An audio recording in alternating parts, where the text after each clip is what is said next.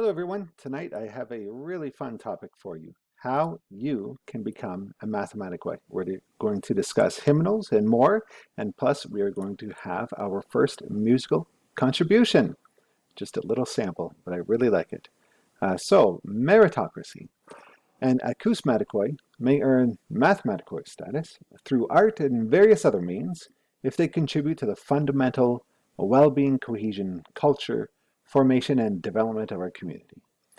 So doing an excellent enough job can graduate someone to mathematikoi status, allowing people with unique talents who wish to contribute to Illuminism, but who do not necessarily have the specific mathematical or scientific skill set to still shine their merit and earn the respect of the community and to be recorded in our annals for posterity. So we do make the point and certainly recognize that practical skill is a demonstration of ontological mathematics, because that is your soul communicating through your body, through your mind. It's meritocratic. It's what you have developed and worked for and perfected yourself in. So absolutely, it's not just about being a mathematician or a brilliant philosopher. There's all sorts of other ways to express the truth and beauty and power and supremacy of ontological mathematics and earn your way. And in this way, you can earn your way into becoming a mathematikoi as well. It's not a thing which is simply given. In fact, the only mathematikoi on the planet right now is yours truly. I know of no one else. I've been keeping an eye, looking around. There's no one else that I know of right now who is a mathematikoi. I'm the only one. So please come join me, because I don't want to be the only leader here. So, yeah, okay, so I'll just say, for example, there are, say, AI programs which can create artwork, for example. So if you're just like, oh, I use an AI program and I created some artwork that's really cool and has numbers and equations in it. Can I be a mathematikoi now? No, that's not going to be sufficient. You're going to have to create a great set of work, something really, really substantial. Yes? Great. Why am I? Because you should read my books. That's why. And they took me pretty much 10 years of study and then 5 years to write, basically, to get to the conclusion that I did. And, I committed very, very great acts of violence against this scientific academic system in those books. Okay, so anyone can earn it. So, yeah, so we could do something like this. It must be recognized by 3 other mathematikoi, so that'll just be me for now, so we have more people. With no other mathematikoi dissenting. So they all better take a look at what's being proposed, what's being asked for, what work was actually done, and if it is actually meritorious enough to qualify. And we should spend a good deal of time assaying this. Yes? So yes, you should have read all of the books. Certainly that will come out in what you have developed. So I discussed this in the last episode. Expert class, demonstrated practical proficiency. So these would be, what you would expect. Solve some problems, science, religion, politics, technology, redevelop relativity theory and quantum mechanics with ontological mathematics. Yeah, that's a big one. Discovered a new principle of nature, only explainable with ontological mathematics. Discovered new territory of thought, development with ontological mathematics, for ontological mathematics. Substantially contributed to the advancement of Illuminism in some fashion. Okay, so, but in more ways than simply pure math and science. So, for example, you may create a great hymnal designed for our people and for our culture. You may create a great symphony, a great, beautiful work of art, timeless, that will never be forgotten. For example, like Beethoven's Ninth Symphony. Creative plays, you can be a great playwright. Yes, wonderful Greek tragedies. There's so many options, so many stories, and so many things to do. I mean, it's endless, really. Created art, temples, buildings, landscapes. Created a broad teaching curriculum for our people in ontological mathematics, an education system, right? If you have read my last book, you can see what I said about our education system in it.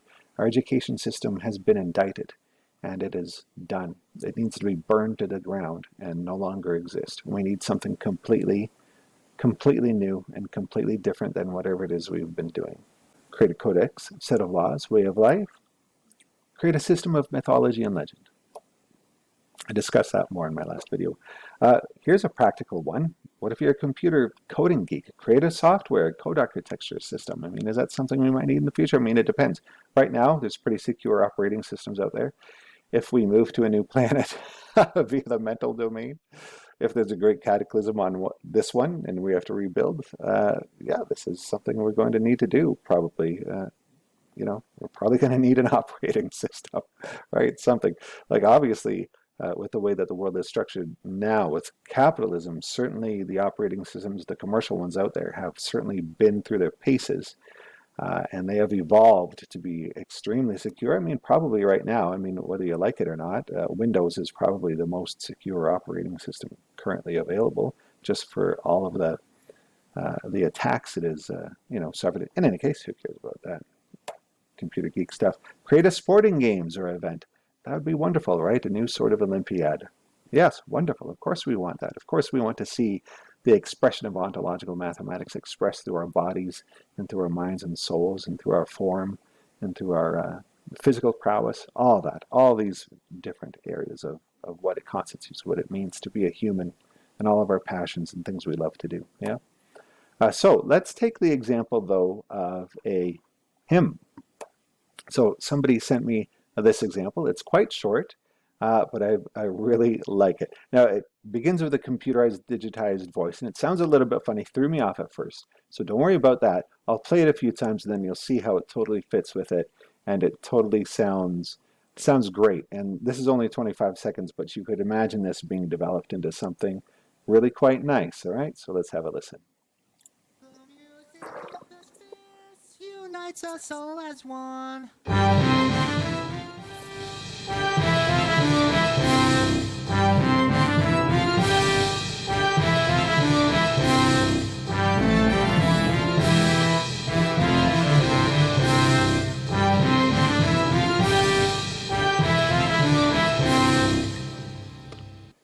So obviously very simple, very to the point. I like when he did that, like what he did with that there. That's very good. That's very nice, very good, very cute, very sweet, very perfect. And that's of course just a 25-second clip. I mean, we're going to have a hymnal that's, hundreds and hundreds of songs that we can all share and sing together and enjoy and play.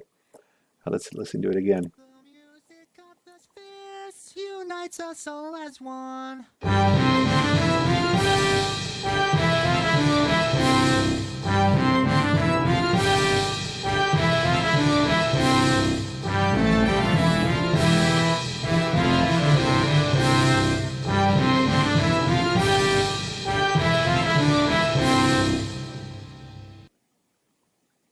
One more time.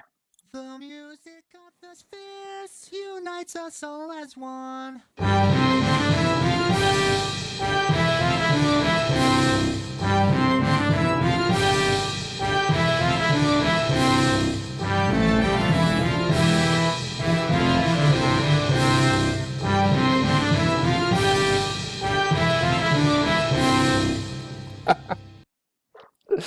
Oh, it's just so good. Good work. That's just so funny. That is just so funny. It's as simple as that, right? Perfect. All right, so the fellow asked for some criticism. So the symphony rendition is excellent. It may be probably a little bit too complex. Maybe this is more on the level of a symphony orchestra, I guess, a great piece of symphony that would be some sort of timeless piece for our people, right? As far as a hymnal goes, like in the context, which I had mentioned in the earlier video talking about a hymnal, it's probably going to be a little bit simpler, easier to play on a piano or an organ at most. Piano is obviously lovely. I love piano. Simpler hymns that young people could play, and or expert ladies and what that's what you get at churches, right? In any case, lovely start. 25 seconds of that gave me great joy today, so that was nice. So imagine all of us being together and enjoying a piece like this. Wouldn't that be wonderful? So one thing I suggest to do for anyone who wants to do this, I mean, work together on it. What a wonderful project. You should go study an actual hymnal. Now, I want to talk about frequency control systems for a moment. That's something I talked about a very long time ago on some of the original sort of Facebook Illuminism pages, which are long gone now. But I had this thought that we must be facing some sort of an enemy that is using frequency control systems to control our minds, to make us believe that we should be slaves and all these sort of things, right? I don't know where I got that concept. That was such a long time ago. Um, but more recently, that concept has come back to me just through some other sort of esoteric work that I've been doing. And I realized that, we normally think of a frequency control system controlling a mind. Oh, that's some sort of esoteric thing happening on the, astral planes or whatever however you want to call it, just with, electromagnetic frequencies or something. But it's really as simple as just happening with music. Some birdies flying by. Just with music, just with hymns that you would sing together. It's just done with music. So I'll give us some examples of that, right? So these are frequency control systems right now being used against us to reinforce the slave mentality within us. So we're going to hijack that and redirect it to making us meritocrats and ontological mathematicians. And those who value, we're going to bring back the Greek culture, those who value beauty, right? We're going to be those who value beauty, and beauty through the form of the good. So the form of the good obviously is not being the best slave. The form of the good is being supreme and being the master. Yes? All right, so go study an actual hymnal.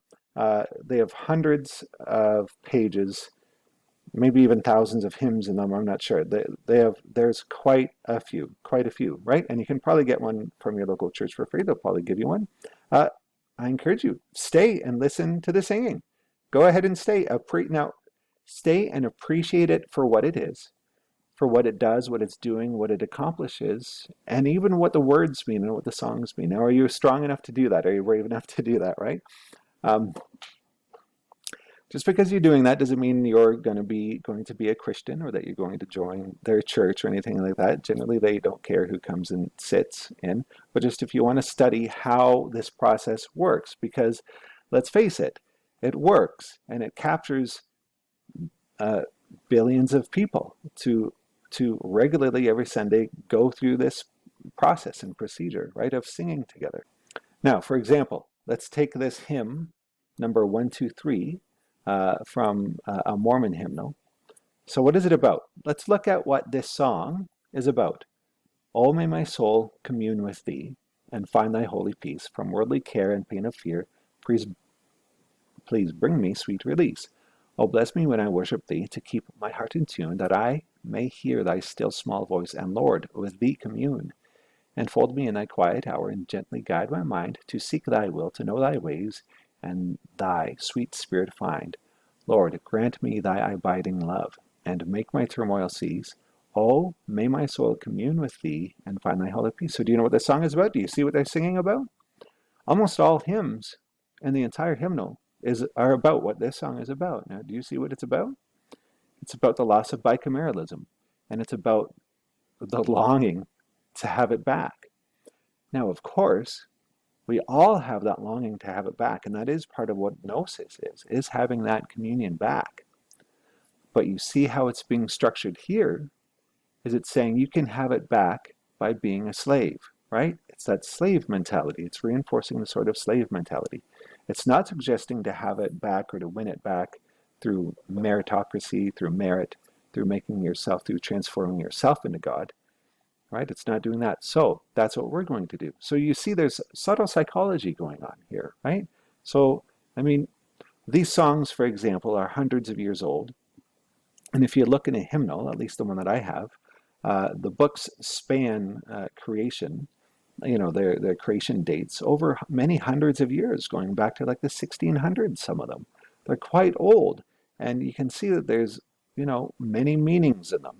And there's some of them are very psychologically important meanings, right? Like, for example, what you see here and what you see very commonly in hymns is they're singing about what psychological state we're in. So let's take that psychological archetypal need we have to address what state we're in psychologically, but now we're going to transform it into something uplifting and becoming, and something to transform us into gods.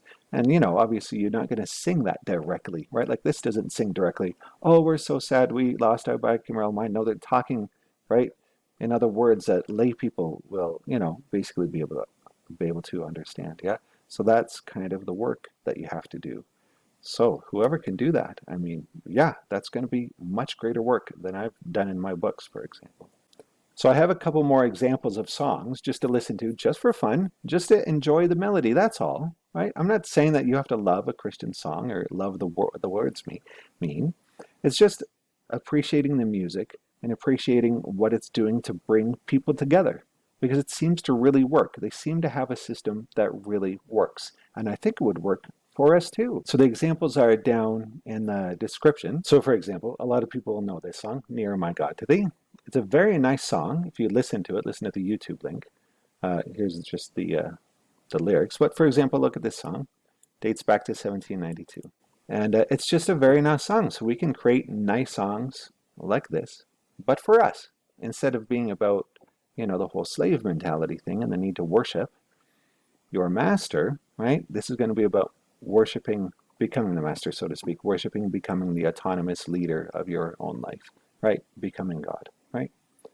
And so just study the lyrics and study the message that they're trying to convey and how they're conveying it and what sort of psychological and emotional cues they're using to instill the emotion in you. Because if you just listen to these songs, you can feel the emotion in them, right? And I have an IQ of like 160 on good days, and I'm very well studied in ontological mathematics and all that. And there's zero chance of me ever becoming an Abrahamist.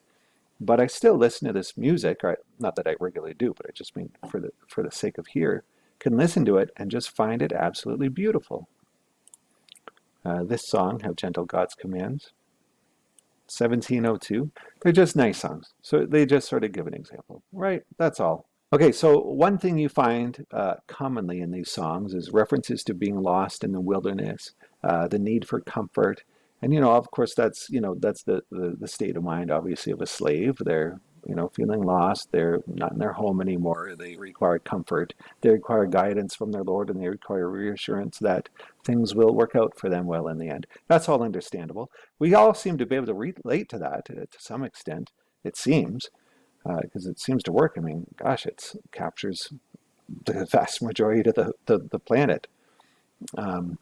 However, I think that you can hijack that and you can rejig this whole concept of hymns that you sing together, and you can rejig it. But for example, even though you might have a religious person that loves all these songs about being lost in the wilderness and comfort, they can still listen to Beethoven's Ninth and feel the power that instills in your soul, don't they? Right?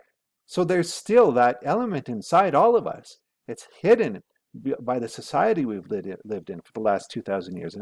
But we all are still capable of hearing those uplifting tunes that fill our soul and our heart with the desire of power and supremacy and achievement and overcoming, right? So that's the task. Make a whole damned hymn book about that, okay? Because right now it's few and far between. Well, there's hardly anything out there. We have lots of hymn books about being a slave and hoping to be saved. We have no hymn book about becoming a master and saving yourself and becoming God. There's no hymn book. So gosh, what a wonderful thing if anyone could create that. What a wonderful thing, right? Oh yeah, that's what I wanted to say about wilderness. So you get that concept about being lost in the wilderness a lot, right? And this is the emotional types, right? The emotional psychological types who are, in the sort of slave mentality. Well, hell, at least they have each other, don't they? At least they go to church and they can be with hundreds and even thousands of other people like them. If you want to talk about lost in the wilderness, we Illuminists here on the ground, the Mathematikoi, the Mathematikoi here, as people living our lives, the INTJs and the rationalists and the people who want to live in a society of truth, we are more lost in the wilderness than anyone has ever been. We don't have each other. We generally don't live around each other. We're few and far between. If there's anybody who can claim to being lost in the wilderness, that's us. So use that element. Use that element. We are, I don't know. I'm not a music writer. I'm not a music guy. But gosh, there's got to be a way to psychologically see into us and what our, heart is telling us, what our mind is and where we are and where we want to go. We are lost in the wilderness right now. We are lost. We don't have each other. We don't live with each other generally, right? We don't live with people who think like us and want to have a society of truth and merit and all that. We're quite lonely for the most part, aren't we? I know. So surely you can use that element as a songwriter to transform. The song would be some sort of transformational thing, or it could even just be songs dedicated. A totally somber, sad song that you listen to and it'll just make you bawl your eyes out because that's cathartic too, right?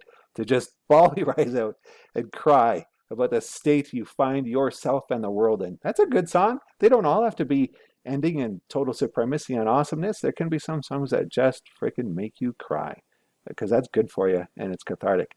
And of course, he can do the obvious thing, a song that transforms him from being lost in the wilderness to overcoming it all and becoming God and all that. But gosh, there's just so much possibility. Look at what there's out there for music. Look at all the trash that's produced.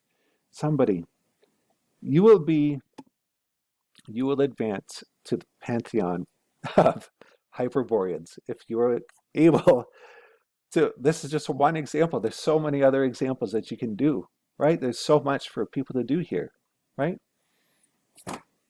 Wonderful. Makes my heart swell. And you know, that song really inspired me. I was not feeling just that 25 seconds that this fellow goddamn wrath it created. So short, but really inspired me today. Wonderful. Thank you. Music could be the key that unlocks everything for us, everything for a future. I mean, think of it. People would want to listen to it. Like, if even you might get Christian converts. They'd be like, "God, your music is so much better. I love your hymns. Your hymns fill my heart with power and just, you know, it's like that sensation you get from listening to Beethoven's Ninth. It's just a power of supremacy, the feeling, the emotion of supremacy. I mean, and just the feeling of just bursting joy and gratitude and power and union with God, right? Uh, we would have the best music. We will have the best music and hymns of all time, and of course we will, because that is our culture. That is our entire thing, living for beauty, like the ancient Greeks, right? They are our historical referent. Wonderful.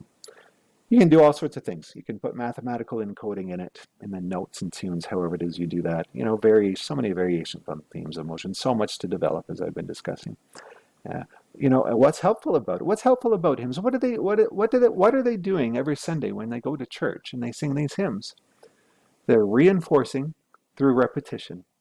And what are they reinforcing? In their case, you know, sadly, they're reinforcing the idea that they're saying they don't consciously, obviously, know this as we do, because you know, having read the Cockney books, we're quite, you know, studied now in psychology and what's happening and why people are this way. These people are just sad. They're sad that they've lost bicameralism, right? I mean, that's what's happening. That's what's happened, and that's what's been taken advantage of, right? These people are sad that they've lost bicameralism and they don't know what to do. But it's the state that they're in, and these songs sing about it. Not that they understand. They don't know that. That is what's happening, right? And that's where they're finding comfort and you know, community with each other, right? And so that's working for them, obviously. So that's what's happening for them.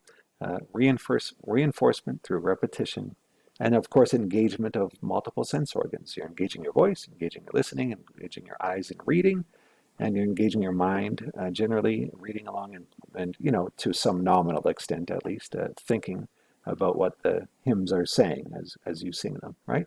So let's do that for us.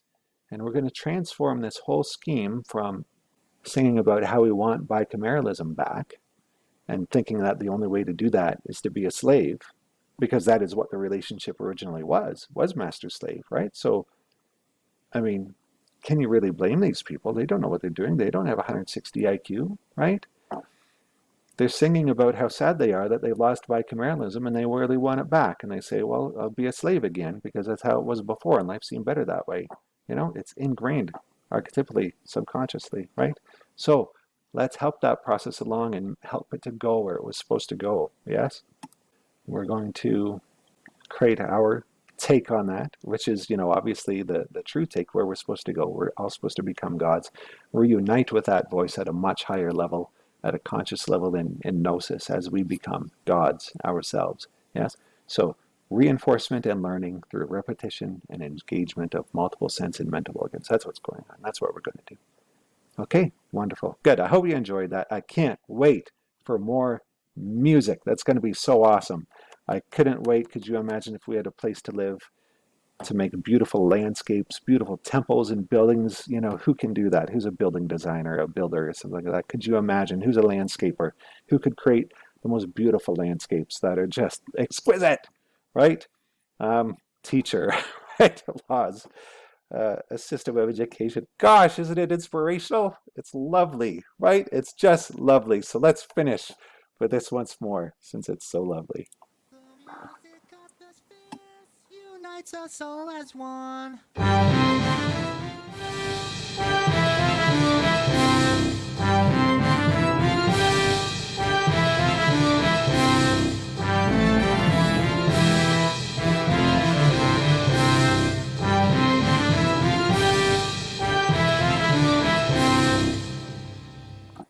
Well, maybe I'm just very easy, but I loved it. Okay, take care. Have a good evening, and I'll talk to you next time. Bye bye.